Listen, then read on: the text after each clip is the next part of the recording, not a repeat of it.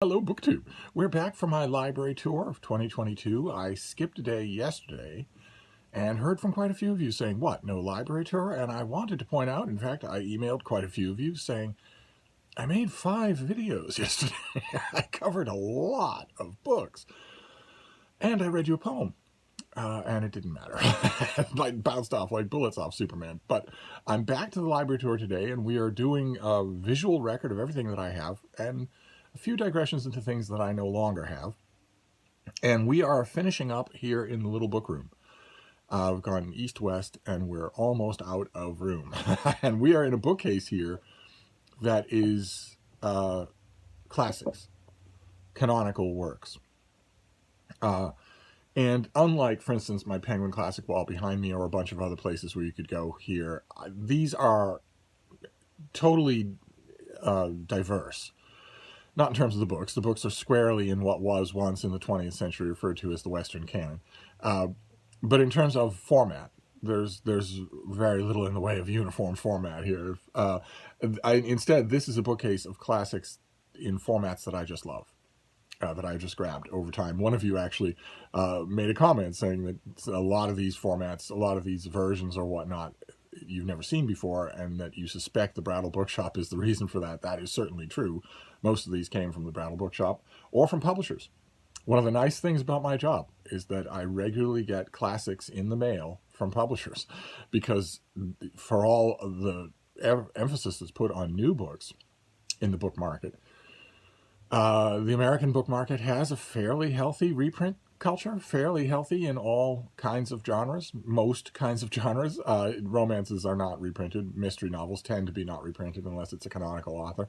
Science fiction and fantasy, I've gone on many a rant about the weakness of their reprint culture. But when it comes to canonical classics, you can count on it. You can count on someone doing something interesting with them. So we're on the next shelf here, we're going to do the Transwise books first and get them out of the way so that we can move the other books. And the first one we have is this copy. This is not the only copy of this that's in this room. This is Everybody's Pepys. This is edited by O.F. Morstead with illustrations by Ernest Shepard. And the illustrations are absolutely charming. Let me find one for you here. This is an abridgment of the Diaries of Samuel Pepys, and it's a really good abridgment. There we go. Look at the detail there, just incredible. The illustrations don't follow any program. They're just whatever was suggested to the artist. There's a primitive little operation about to be done there. Can't get her to have it drawn. Pepys' diary would be unabridged much bigger than this, many, many volumes, and I've had that. I've had unabridged volumes of Pepys before. The thing about Pepys' diary that doesn't make me blanch at abridgments is how many of the entries are not Pepysian, how many of them are not anything that you would read twice. So it is possible, very possible, to do an abridgment of Pepys that is this short or only a little bit bigger. But I mainly like this one for how charming it is. Okay, then we have a Norton Critical Edition. We've gone through Norton Critical Editions many times. I'm lucky enough to get their new editions when they come out with some, and they have the text of a book at the beginning and then critical apparatus in the back. So the text is footnoted and the text is also introduced. But then in the back, you've got all kinds of stuff. So if, for instance, it was a Shakespeare play, you would have not only mentioned in the back, but reprinted in full anything that we can reasonably assume was Shakespeare's source for the play. And then contemporary references to the play, contemporary reviews of the play, and then onward throughout time. So as contemporary reviews mature and bloat into literary criticism, that you just follow the trend, no matter what the work is. And I'm always interested to see what's going to be added to the Norton Critical line, and this is a great edition. This is the Sheamustini translation of Beowulf. Lovely, lovely gold hoard cover there, and this has an introduction by Daniel Donoghue, and then the translation, which I think is the most effective translation that I've ever read of Beowulf by a wide margin, and then a whole bunch of critical apparatus in the back. So a great Norton critical to have, and not the only Norton critical that we will see, I'm sure. Okay, then we have a Penguin Classic Deluxe edition. Classic bookcase or not, this really ought to be with the other Penguin Classics. This is Metamorphosis and Other Stories by Kafka. And here you have the classic Penguin Classic Deluxe edition look. So you've got the deckled edges and the French flaps. The artwork extends all the way around. So you have artwork on the flaps, artwork on the back, artwork everywhere. Just a delightful thing. But not where it belongs. And then hardcover. This is a pretty hardcover. I don't have many of these. Some of you will know what this is right away just by looking at it. I need to look and see. This is the Franklin Library, a Franklin Library edition of the John Dryden translation of the Aeneid, which I'm sure that I found for $1 at the Brattle. I'm sure that's the only reason that I have it. I certainly didn't pay money for it, but it's lovely. These Franklin editions are lovely, and I am one of the world's remaining John Dryden fans. There aren't many of us, and I'm one of them. And I love his Aeneid. Absolutely love it. I don't recommend it to anybody when they're looking. When people are ask me, I want to read the Aeneid. What should I read? What translation should I read? I always want to say Dryden, but I don't. Instead, I find somebody that's a little more accessible. And okay, then we have a paperback of Pride and Prejudice that I simply could not resist. This is Pride and Prejudice by Jane Austen. I have no idea who those two people are. I have no idea what they're doing on the cover. But how could I turn it down? How can I turn down a cover like this for Pride and Prejudice? I have many, many, many editions of Pride and Prejudice, and there's always room for one more, especially if it's earning its keep. But then we can get on to the books on the shelf. And this is going to be a little bit of a logistic problem here because they're shelved in nice and snug here. Well, we'll start with a paperback so that I have room to move. This is the Jack Stillinger edition of the complete poems of John Keats. Really, really rough shape here. I would very much like to find a hardcover of this, or even a trade paperback that is newer and in better shape than this. I barely saved this thing from extinction. But the reason that I want it, the reason that I have it, is because it's, I think, the best critical edition of Keats. Here you have Endymion on the cover, a character I know quite well, in love with the moon, or the moon's in love with him. I think the only other Keats volume that I have in here is Helen Vendler's book on Keats. But I don't have the Stillinger edition in a clean trade paperback or a hardcover. And since we removed that paperback, we can now move these books around. That's good, because this first one is huge. This is by Craig Williamson, with an introduction by Tolkien scholar Tom Shippey. And this is the complete Old English poems. This was from Penn, University of Pennsylvania Press. I actually hauled this on this channel, and I was stunned when I took it out of the dust jacket, out of the box. And it is, as you can see, it's been battered a bit because I go back to this all the time. It's got the the built-in bookmark there. This is just incredible. It's everything. And it is, if I remember correctly, quite expensive. Does it have a price on here? No, it doesn't have a price on here, but I want to say that when I got this in the mail, I was curious to know. I thought $35, $40, and I think it's much more than that. But it's interesting because I have, between Penguin and Norton Critical and everything else, I pretty much have all of these works elsewhere as well. But to have it in one beautiful big volume like that, terrific. Then from Yale University Press, we have David Bentley Hart's new translation of the New Testament. Very unconventional, tons and tons of notes, tons and tons of appendices. Just a wonderful, if you love the New Testament, if you love the New Testament as a reading experience, I'm not saying this would never be used in a church, but if you love it as a reading experience, as I do, I've lost track of how many New Testaments we have seen so far, just in this library tour, just in this room. But I absolutely love it when a translator goes at the work like this and digs at it and loads a lifetime of research into it, and even gives a challenging, weird translation of some very, very familiar passages. Okay, then we have a Fall River hardcover of the Divine Comedy. We saw this the other day when I showed you the 3-volume Alan Mandelbaum hardcovers that I have with the Barry Moser illustrations. And we saw it yesterday when I had the nerve, the temerity, to do a Dante starter kit, which I'm very relieved to say Tom at Tom LA Books did not disapprove of that starter kit, thank God. This is a standard reprint, a standard remainder item of the Divine Comedy. It's actually one that I mentioned in my starter kit. It just happens to be by Fall River, but that was bought by Barnes & Noble, so you can get the same thing from Barnes & Noble. I have a sweet spot for Fall River omnibus editions. I just like them. But the thing that I mentioned, the thing that this is the Longfellow translation with Gustave Doré illustrations. It's the same book that you would get leatherbound in the red fake leather from Barnes & Noble, and that edition is better. I mean, it's prettier. But this is the same thing. It just isn't one of those Barnes & Noble faux leather editions. Oh, okay, all right. This next one is one of those Barnes & Noble faux leather editions. A gift from one of you. This is their complete Shakespeare. It's not the one they do now.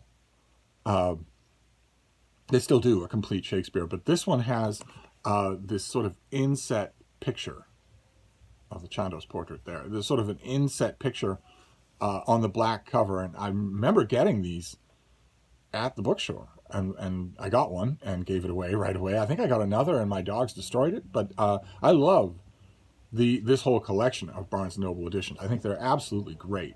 They're not just some of the most beautiful, accessible. I mean, they're accessible. They're $25, and they're going to last. They're nice and durable. But they're not only beautiful. There's also, at least for a great number of them, there's an editorial mind behind them, which is nice. That doesn't always happen. And so I have 2 of them together here. Oh, they're not actually 2 of them together because I don't have the Barnes & Noble leather-bound Dante. I don't know that I would prefer it to this Fall River. The only thing I don't like about this Fall River is that it's got fire on the cover. Now, that's true with the Barnes & Noble edition as well. They have a Doré print from Virgil leading Dante in the Inferno. And there's so much more to the Commedia than just the fires of hell. You've got Inferno up there in 3 times the bigger press than the other 2 parts. Just once, I would like to see somebody do a volume like this. Longfellow's in the common domain. Doré, I assume, can be bought with this collection if you want to reprint it. Just once, I would like to see somebody do this with the rays of the sun bursting through the clouds, on a bright blue cover. It's not what people associate with Dante, but they should. The most beautiful parts of the Commedia are in the Paradiso. But, anyway, then we have an Everyman's Library edition. I think this was also a gift from one of you. Let me find out who this is. I think I know, but let's find out. Yes, okay, this is the Rollinson translation of Herodotus. And Everyman's Library gave it this particular cover design to align it with the movie version of The English Patient. I once had a Rollinson Herodotus that was much more opulent than this. It was bigger. It had a gorgeous pencil illustration on the cover. I wish I still had that volume. God knows what it would cost me now. Sooner or later, the Brattle will provide a copy, but this will do just fine. I have many, many editions of Herodotus. The Rollinson translation has its appeals. I have many, many Herodotuses in this room, but the Rollinson translation has its appeals. It creaks a little, but it's fine by me. I don't know how many editions of Herodotus I have in this room. There's lots of duplication in this room because this is my, to use a pretentious bro-tube term, this is my sanctum sanctorum. This is my little book room, which everybody should have. Everybody should have, even if you're, a chick. You should, because Olive has a book room. Everybody should have a little space where they can close the door. I don't agree with the people who say that space should be their home. I am totally canine in my upbringing, so the idea of living alone.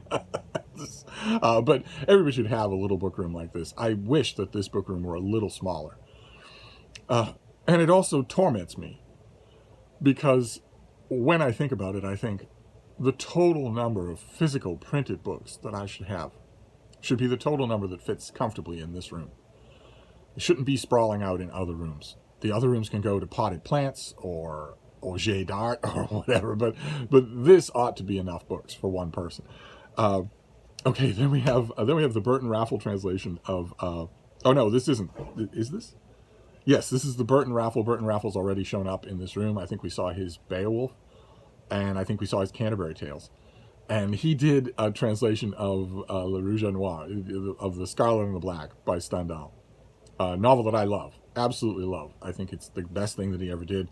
I reread it. So, of course, I wanted it on this bookcase. But the reason that I got, this is the Modern Library Edition. And the reason I got the Modern Library Edition is because I do not understand the cover. It's the same thing as with that Jane Austen. I just don't understand who that is supposed to be, or at what point in the novel that the picture is supposed to take place. My hat is completely off to the lunatic who sold this cover design to Modern Library. And so I've had many copies of this throughout the years. And I had this originally. I got this from the bookstore when we first got it. When would that have been? I had a really good laugh. This came out in 2003.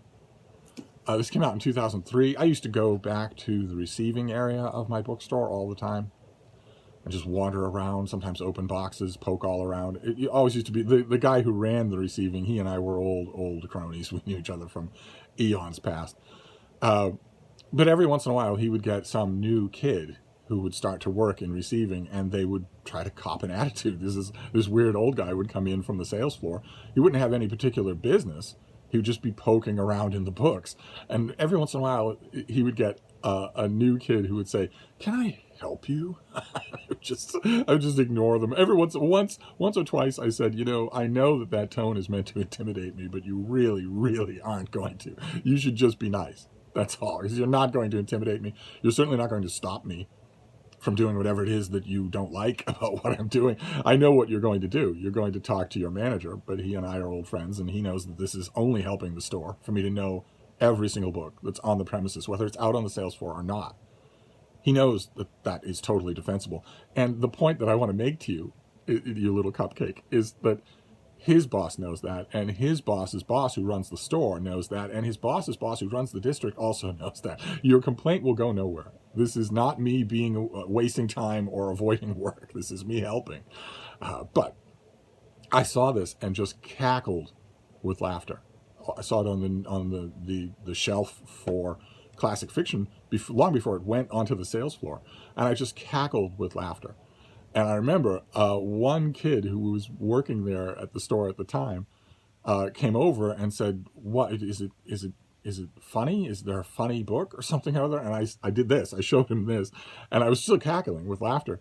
And he looked at me with the look on his face was of such pity, and he said, "This is one of those things that Deb's going to laugh at too, but she's the only one who's going to get it." And I said, "Yeah, well, all right, maybe so." But even so, I knew that I had to have this copy. That is the Scarlet and the Black that I want. Oh, okay, all right. Now we have another Barnes and Noble classic from a different era. This is the G.C. Macaulay translation of Herodotus. Lovely thing. Just I love we saw this edition of Vanity Fair. See where they've got the lines on the cover, on the spine there, and the very tasteful design. I loved this particular period of Barnes & Noble reprints of public domain classics, and I wish that I'd gotten them all. They're all really nice. There's a War and Peace, I think, of this that I really wish I could find. You never see them. I never see them used. And this is the translation is by G.C. Macaulay, but the translation has been revised all throughout by Donald Latiner, Lateiner. And he also did the same thing. He took a public domain, older, slightly creaky translation of Thucydides and also updated it, put in a ton of new notes. A lot of work went into this, and also a new introduction. So a terrific volume to have.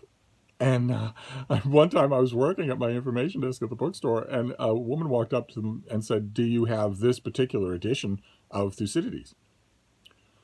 And I started enthusing right away. My customers knew just to expect that. So I started enthusing right away, exactly as I'm doing now, 35 years later. I said, yeah, and it's absolutely incredible. Your eyes might pass right over it. But the things that this person that Barnes and Noble hired to do this have done to this text are amazing.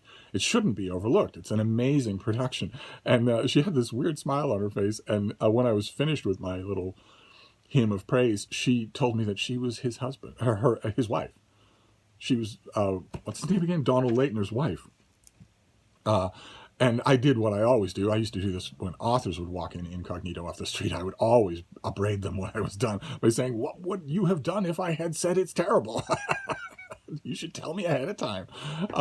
It was hilarious. This was before the internet. I took a picture of myself with his book because she said he's never going to believe that I went into a random bookstore and a random book clerk was singing the praises of exactly the work he did on this book.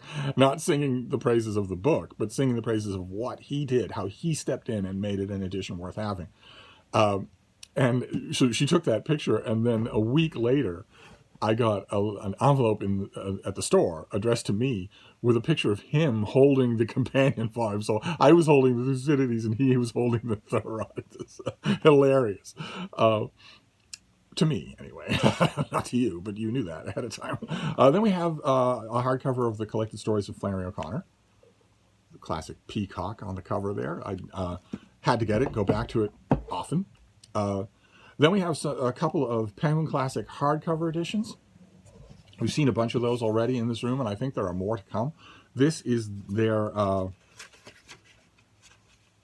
Ovid's Metamorphoses with a translation by David Rayburn. Who we've also seen in this room, doing, was it Herodotus? I think, or not really sure. It all blurs together. But this has the naked hardcover there. The one thing I don't know about these Penguin hardcovers is how well this holds up to use. I've never actually worked with one of these books, which is a prime argument for why I shouldn't have them. But I've never actually, I've never actually used it for something, held it open, stuck things in it, stuck it in and out of a shoulder bag as I'm going in out and about. So I don't know if this wears off. Maybe one of you knows better than I do. Maybe one of you has used one of these things. I have not. But I love them. And I don't have the Rayburn Ovid's Metamorphoses anywhere else, I don't think. And I thought it was hilarious. The publicist said, I've got a new batch of Penguin Classic hardcovers. I'm wondering if you might be interested in any of them. They were, two of them were this, my very favorite book, my number one favorite book of them all, and this, 20,000 Leagues Under the Sea. I wrote back and said, I am interested in 20,000 Leagues Under the Sea and Ovid's Metamorphoses. I am interested. This is, what have we got here? Translated by David Coward. It has a few black and white illustrations there. It's not, we saw 20,000 Leagues a little bit earlier on the bottom shelf of this bookcase. Neither one is the exact 20,000 Leagues edition that I want, but it will turn up. Then we have a couple of Reader's Digest hardcovers. A long time ago, Reader's Digest brought out hardcover editions of canonical classics, and they were lovely. They commissioned original artwork in most cases and gave it a great look, great uniform look on the shelf. It's not a bad thing for you to hunt down all of the Reader's Digest hardcover classics. Olive at a Book Olive has a bunch of them and swears by them, and she should. They're great. I have only a handful, and these two are right next to each other. I have Roughing It by Mark Twain, which has tons and tons of illustrations all throughout, and they also, just to give it an Old West flavor, they put the chapter numbers in brown. So that's his book about voyaging into the American Midwest, into the American Middle Country, the American West. And then the companion book is his book doing the Mark Twain travel shtick to poor, innocent rest of the world. I didn't see it coming. This is Innocence Abroad. Let's get the lighting to work there. And it's the same thing. It's just full of of illustrations, and there's the Leaning Tower of Pisa, and that great Mark Twain prose. Now I have these in other formats, both of them, and I also have a book we saw it weeks and weeks ago on this tour of this room, that's just a collection of Mark Twain's travel writings. And it's not all of them. They're abridged because even Mark Twain occasionally nods. And so there are parts of Roughing It especially, but also even Innocence Abroad, that you could cut out if you wanted to. I would rather read the whole thing now, but that volume, it's over in that corner behind me of Mark Twain's travel writings, is really good. But I couldn't resist the Reader's Digest. And there's one more. I mean, Reader's Digest did all of Mark Twain. They did Prince and the Pauper and Huck Finn and Tom Sawyer and whatnot. But there's one other Mark Twain Reader's Digest volume that I would grab to make a trio. They also did one of Life on the Mississippi, which I don't have.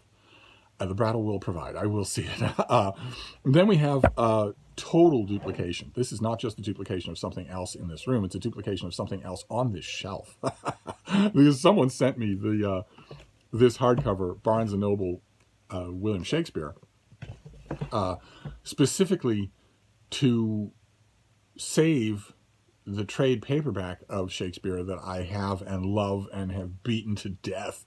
And that's this. This is the running press, one volume Shakespeare, where the P is poems and plays, the S is the end of plays and the start of sonnets. This is, I have gone through many, many copies of this thing. I absolutely, for some reason, I mean, we never know, right? We never know which edition is going to grab our heart. And for some reason, this collected Shakespeare, of all the collected Shakespeares that I've seen hundreds of them, is the one that grabbed my heart. This is the one, when I want to grab a Shakespeare play, this is what I do. So I have that here on this shelf. I also have the Barnes & Noble leather-bound, and we also saw the Riverside Shakespeare at the beginning of this. And those aren't the only complete Shakespeares. Okay, then we have yet another edition of Moby Dick. This is the University of California Press, this great thing with, again, Barry Moser illustrations all throughout. It's a slightly taller sized hardcover, and it's the unabridged work, and it is full of artwork. So Moser gives you spot illustrations of all of the stuff that is mentioned. There's a lance for plunging into the flesh of the head of an animal that's a loving father or a loving mother or a loving grandmother and who knows a lot more poetry than you do. There's the masthead, not of a magazine, but of a spotter for whales. And there are also the cetology chapters are illustrated with cetology, with illustrations. This is just a lovely, lovely volume. I had a trade paperback of it forever and ever that I kept telling myself, you need to look for a hardcover because this thing's falling apart. Kind of interesting, though. That trade paperback did indeed fall apart. I couldn't even sell it to the Brattle. I had to just throw it out. And yet this trade paperback, I don't know what it is about it, but it handles abuse a lot better. I've only had to replace my running press Shakespeare paperback 2 times. And then the last book on this particular shelf tour, this one went long, sorry, is an illustrated edition of The Natural History of Selburn, which we've seen. I just got a book the other day that I hauled in the mail of a collection of the artwork that has through the centuries accompanied this book. And that book was wonderful. I reviewed it, and it was wonderful. This is wonderful as well. This is full of color and black and white illustrations. It's not the Natural History of Selburn edition that I most want. I had that edition once upon a time and got rid of it somehow. I had an edition with old photographs in it, and I got rid of that. And that's the one that I want. I have no idea what the identifying features of it are, so I couldn't even if I wanted to try to find it online, I couldn't do that. I have no idea how I would even identify it. I saw it at the Brattle. I got it for $1. I reread my favorite parts. I got rid of it at some point because, I don't know, maybe some ill-advised book purge or something like that. And it was only after I got rid of it that I realized, no, that was the Selburn edition that you really want. That's the one you want. And it was after I got rid of it. At the time, I was not keeping a book inventory of any kind. So I have no idea what that edition was. None whatsoever. Couldn't tell you anything about it. I can't hunt for it because I have no idea who made it or when it was made or anything like that.